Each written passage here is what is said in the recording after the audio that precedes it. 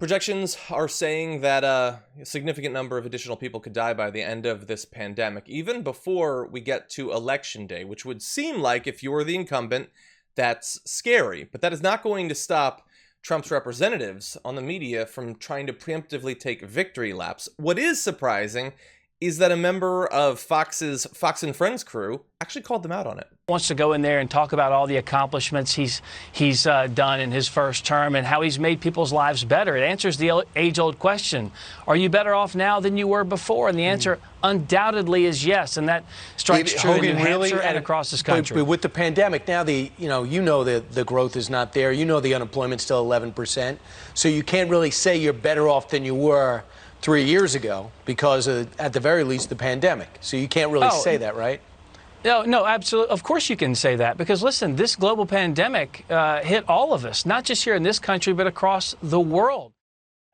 Look, Kilmeade, I try to give them credit whenever I can. Here, I think he deserves it. I forget exactly what, but he said something else that was absolutely crazy this morning. But there, he called him out in real time and said, look, come on, you can't say that. And he said the pandemic, but he also said the growth isn't there. He listed a couple of reasons why you can't just say you're objectively better off than you were. No one in 2020 is better off than they were. And so I'm glad that he at least called him out on that. Yeah.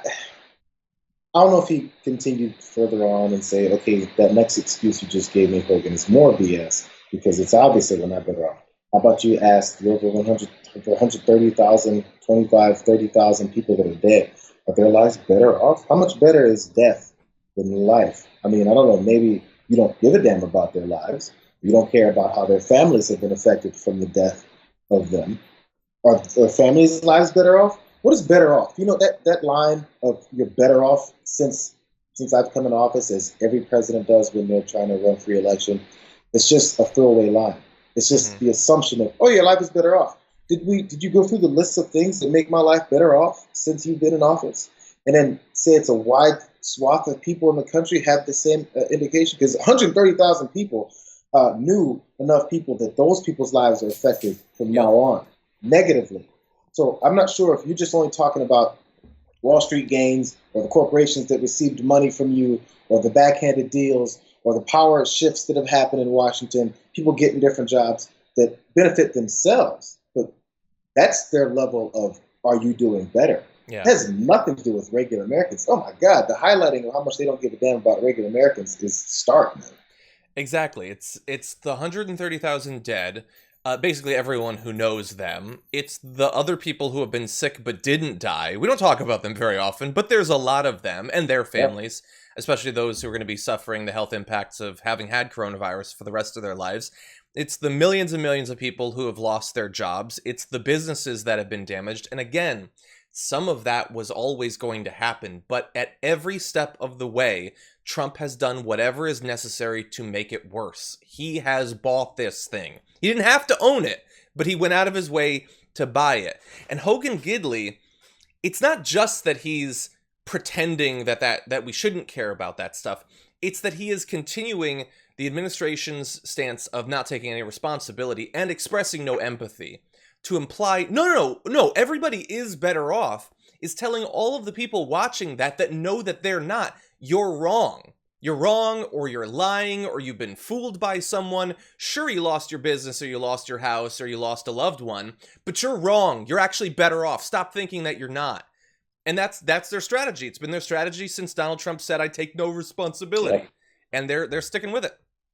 See, it works. It's the age-old political rule, is tell the people what they think rather than hearing what they think and then pulling them. They'll go on TV all the time and say, the American people want this, and that. And those this, and that are things that you want, and you're projecting on American people as your reason for doing what you're doing. And it's just not the case. Yeah, and I didn't play more of the video, but there are two other things that he said that they will always say now. Whenever they are forced to talk about the number who have died, because they'll never bring it up, but when they're forced to, they'll say one of two things. One is, hey, there was a projection that 2 million people would die. and they didn't. So Trump saved 2 million people, which we predicted when that number originally came out, that they would someday use that. No matter how many people die, they will always compare it favorably to the absolute maximum number who could have died. And I will remind people again, and I don't know why this isn't talked about constantly, Trump wanted to do nothing. He wanted it to wash over America and kill those millions of people. That was his strategy that he had to be repeatedly talked out of. So at that point, you don't get to spike the football on saving millions of lives when your instinct was to let those people die so that we don't have to shut down the economy. At that point, you get absolutely no credit. And the other thing they do is they say Trump shut down the planes from China. Yeah. And by the way, when I say they've done nothing to stop this thing, some right-wingers will say, well, that's not fair. They've done plenty. And then I'll say, okay, they shut down the planes. And they'll be like, no, they did more than that. And I'll respond to them by saying, then why is that the only thing that Trump's representatives ever acknowledge he did? This is Hogan Gidley.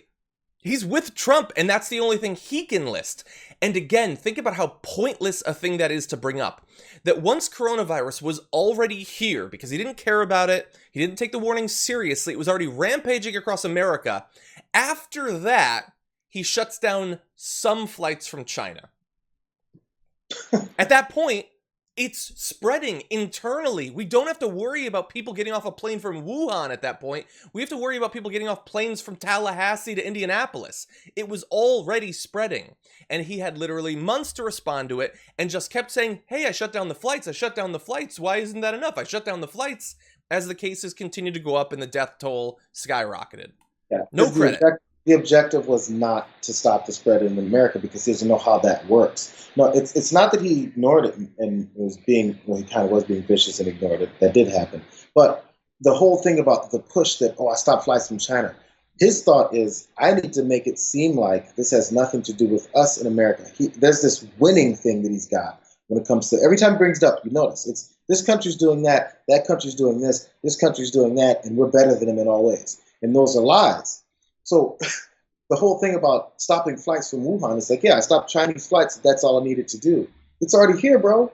So now from that point on, there's no more plans. There's zero plans anymore. Because how do I stop it here? Oh, I don't know. Just go back to work. This is too much work for me to think of something or actually put together a coalition of people. And I accidentally did put together a coalition of a few people that are telling us the truth, but I don't like them because those truths don't match up with my political objectives. Yeah.